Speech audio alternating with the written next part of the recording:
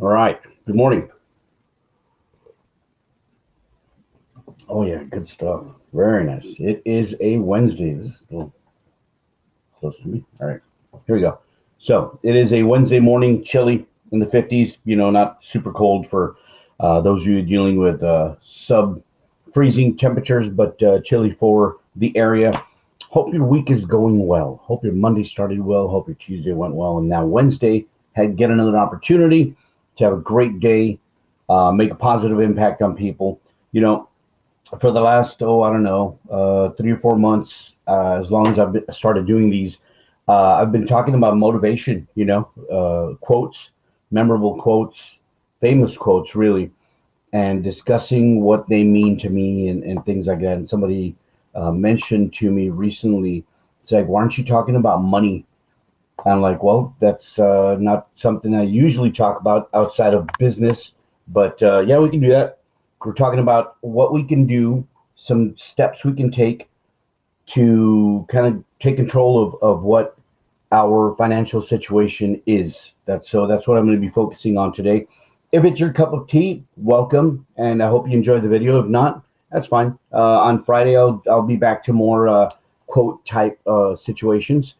And today there's a document, a brochure, really, kind of a booklet that talks about common sense and finances, and it's called How Money Works, and it has so much great information. But I'm only going to be focusing on the take control aspect of it. There's so much more information on this, but I'm just going to be talking about the take control aspect of our finances. Why? Because for the most part, most of us are not getting that call, not getting that help, not getting assistance from someone saying, hey, how can I help you? How can I help you with your finances? What we are dealing with is less money, loss of jobs, some prices going up, debt, things like that, not being prepared for our future, things like that. That's what we're dealing with. So what we're going to be doing today is kind of taking a look at what we can do, what we can do to make our situation better. So here we go. Did you know one of the biggest financial mistakes most people make is dependence? Dependence on others allows outside factors in people's lives to control them, right? And more specifically, to control our financial picture. And if somebody else controls your financial picture, they are in control of your life. Can't put it any simpler than that. If somebody else is in control of your financial picture, they're in control of your life. If you're dependent on them, we're talking about dependence. The secret to financial security is learning to control the things you can control. Here we go.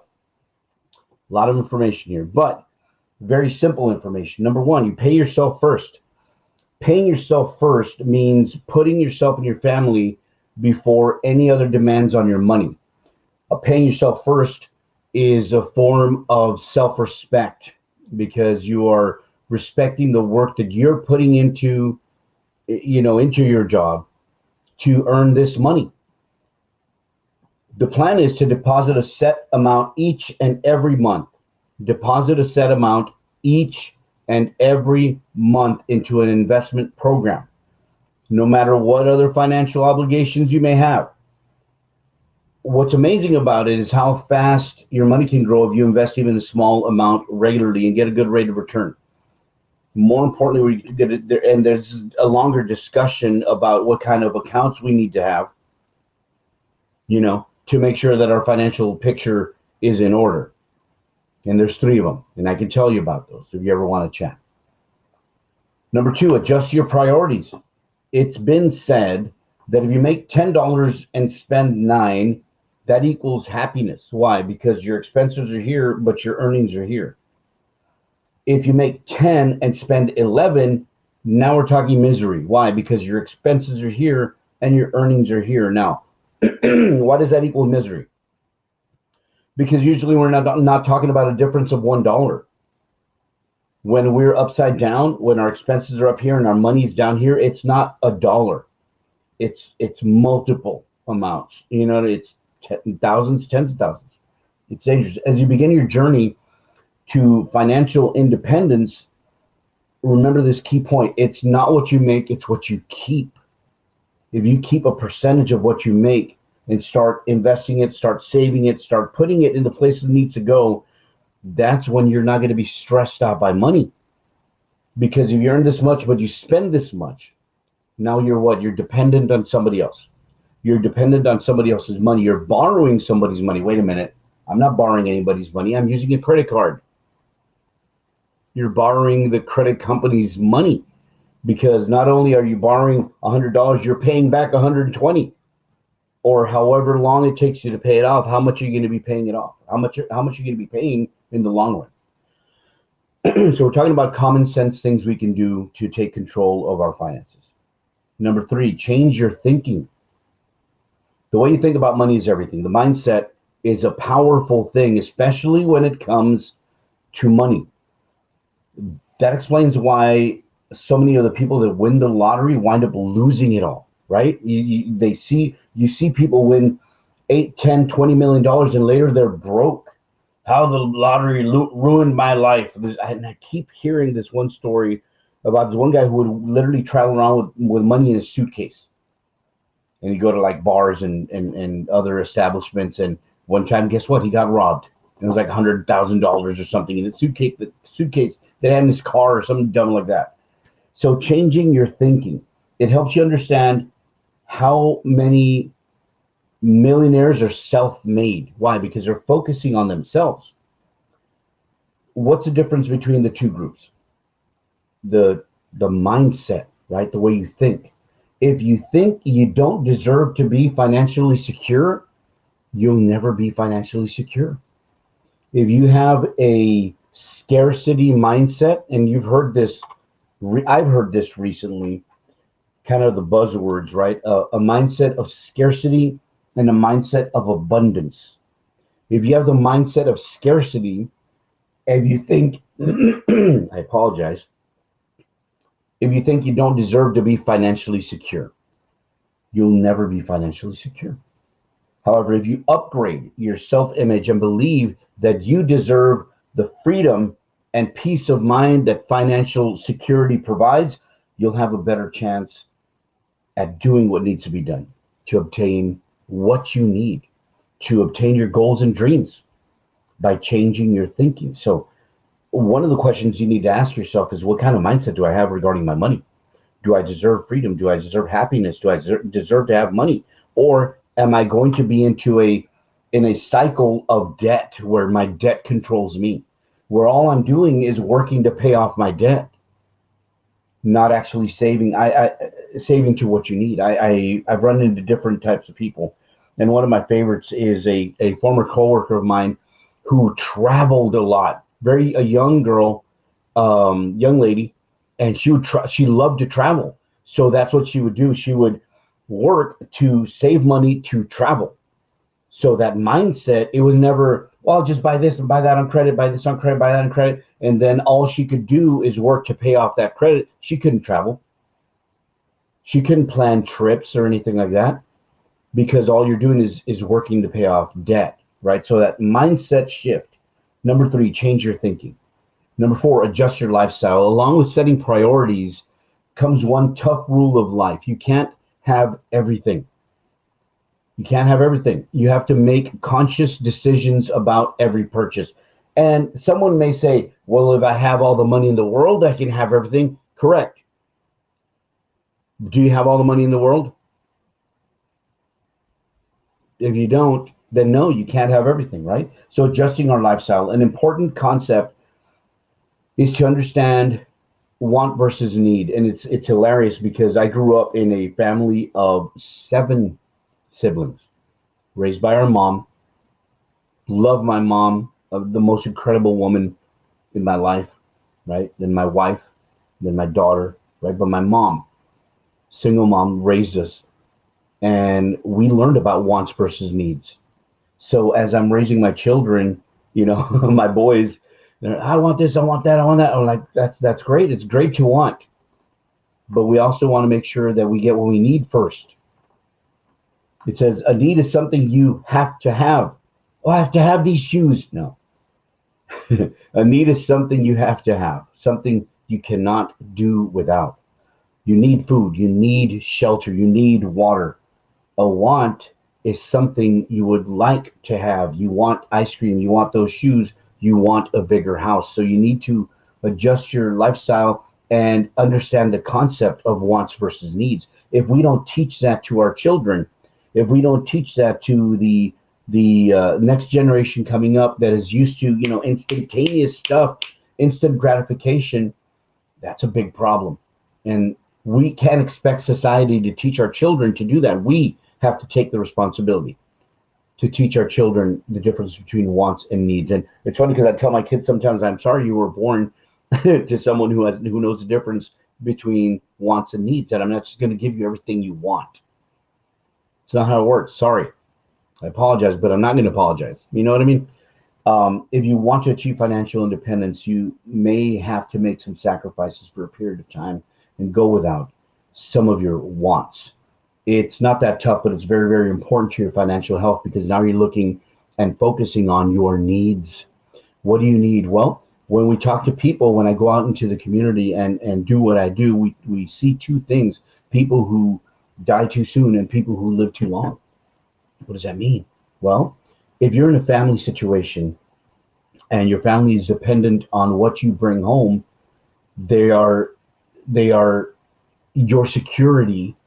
The importance of your income is tops, right? So what if you pass away too soon during your earning years? That means they no longer have that income. So what are they going to lose? Peace of mind, stability, a loved one, a partner, a father, and the income that you were bringing in. So we talk about income protection, right? But what about living too long? Now we're talking needs, right? These are all needs. What do you mean live too long? Well, you work 30, 40 years. Now you want to retire. Great. I'm ready to retire. How much do you have in the bank? You see, retirement isn't an age. Retirement is a number. If you have two, three, four, $5 million in the bank and you're 30, you can retire if you want. You can just live off that. If you're careful, right? You make sure you it's properly managed. But if you get to be 65, 67, 70, whatever the age is going to be when you get to retire and you don't have any money, oh, I have $25,000 in the bank. We'll see you on Monday. Your retirement's over, you know? So what are your needs and your wants? You have to go make some sacrifices for a period of time to go without some of your wants to make sure you have what you need. So adjust your lifestyle. That's number 4. Number 5, earning additional income. If your family income is very modest, and let's be honest, a lot of people have a modest income. We're not making, 6 figures. I wasn't born into a family that we grew up making 6 figures. We had to do with what we had to do with, right?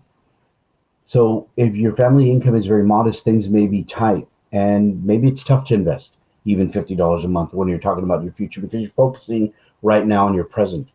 I can't think of the future. I have to think of the present. The present, however, has a very tricky way of playing us sometimes because more needs come into play.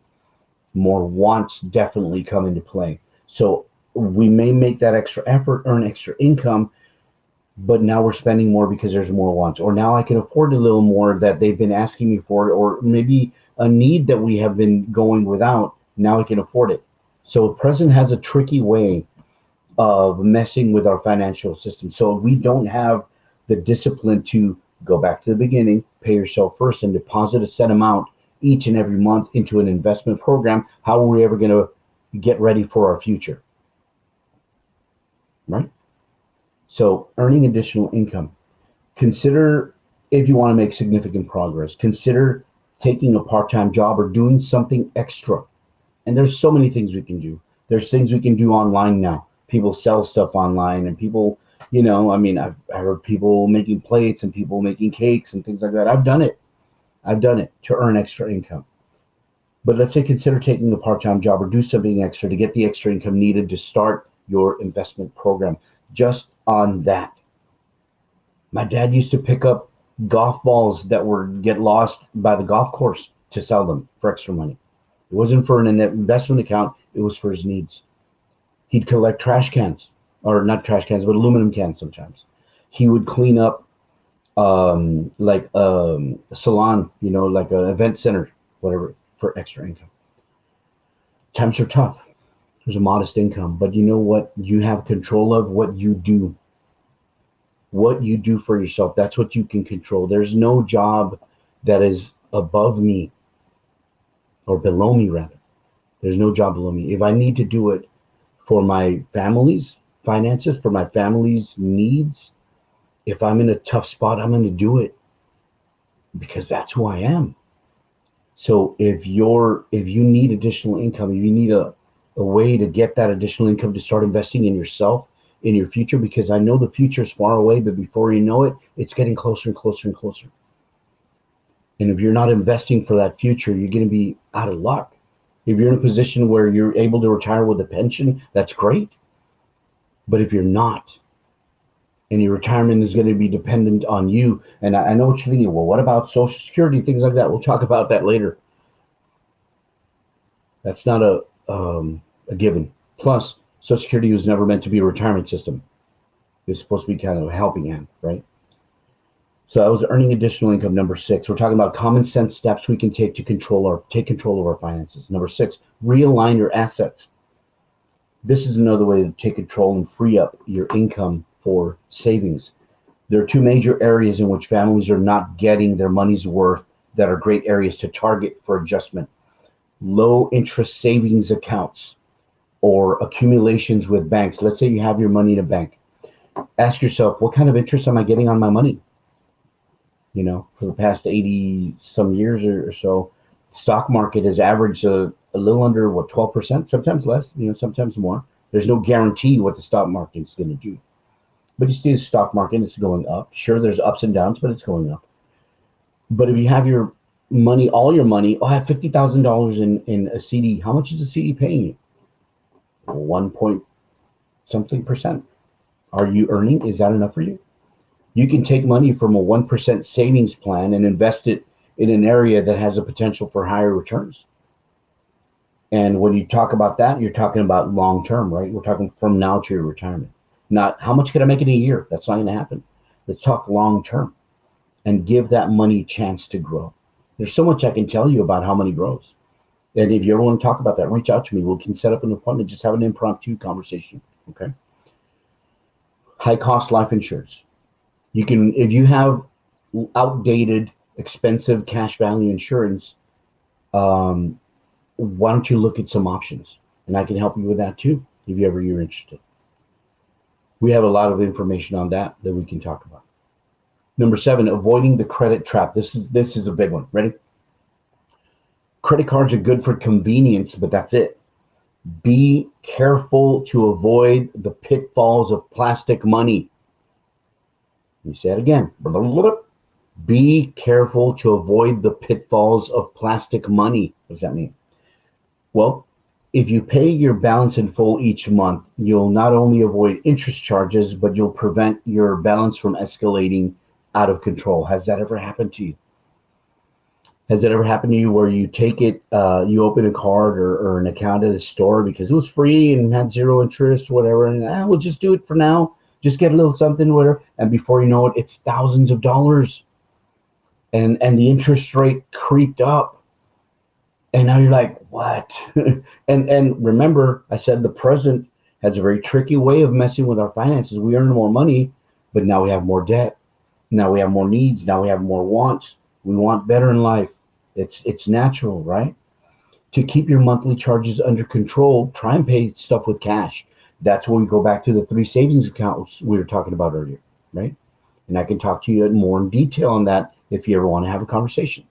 So this is all a plan that we put together, and that's what I help people with. So do you see how many options you have? You do have a choice about your financial future, but the decision ultimately is yours. The information is out there, whether you get it from me, and I'm glad to give it to you, or on your own. However, a plan without implementation is just a dream. It's just a piece of paper. So your part is implementing whatever I give you, or whatever you decide. Oh, this is great. This will work for me. Implement it. Set goals and have a plan. That's number 8. You can't reach your destination if you don't know what it is. Setting goals gives you two things. One, an incentive to make the necessary sacrifices, and two, benchmarks along the way to gauge your progress. Go over that again. Setting goals gives you two things. One, an incentive to make the necessary sacrifices, because that's what they are. And two, benchmarks along the way to gauge your progress, because we put together what's a plan for people. When I sit down and I do their financial needs analysis, I give them a plan on how to pay off their debt faster, right? So how does that give them which one of these is it? Well, it gives you benchmarks along the way, because it tells you if you do this by this date, you're done with that. And then if you continue doing this by this date, you'll be done with that. That plan, if you implement it, gives you the benchmarks. And it's an incentive to make the necessary sacrifices, because you can say, well, I'm just doing what I was doing before. I'm not adding any extra money and I'm paying off my debt faster. What if I had a little bit more? That's your decision. But if you do, and if we start finding all this money that we can free up, stopping getting some of the wants and focusing on the needs, you'll get out of your debt faster. And I can help you with that. After you've set your goals, you need a roadmap to get there. It's as simple as that. You need a financial game plan. Together with your goals, a game plan is the cement that holds together your financial foundation. And that's what I provide. That's what I do. That's what I do every day. Usually when I do these videos, I'm talking about motivation, but this is what I do. Like literally, I'm licensed to do this, right? That's how I help families. Now, to wrap this up on this Wednesday, talking about money, I'm going to give you a list of things you can control and things you cannot control. And these are very common sense, but sometimes we just have them in the back of our mind, and they're not right in front of us to be aware of them. You cannot control the future of Social Security. You can't. We keep hearing how it's going to be gone in X amount of years. Well, where are you in the X amount of years? Where are you going to be? Like, wait a minute, that's when I retire. You can't control Social Security, but you can control saving for retirement. So if we get you on your plan and you start saving on retirement, it doesn't happen. It doesn't matter what happens to Social Security. You're taking control. Number two, you can't control your employer. I couldn't control my employer when they said, hey, we have to do away with your position. I had no control. I couldn't say, no, don't. You know what I mean?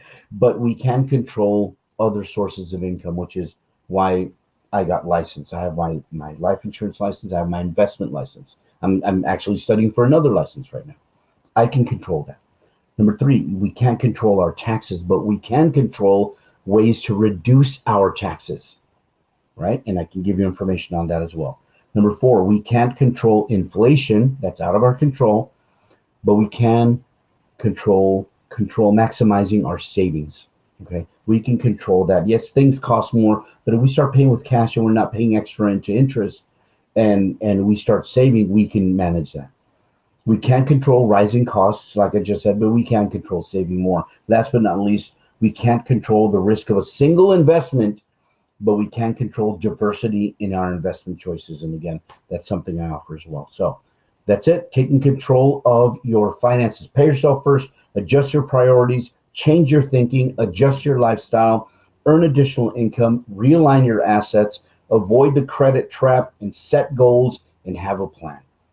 I hope you enjoyed this video, and if you want, you can go back and go over the different points and see how it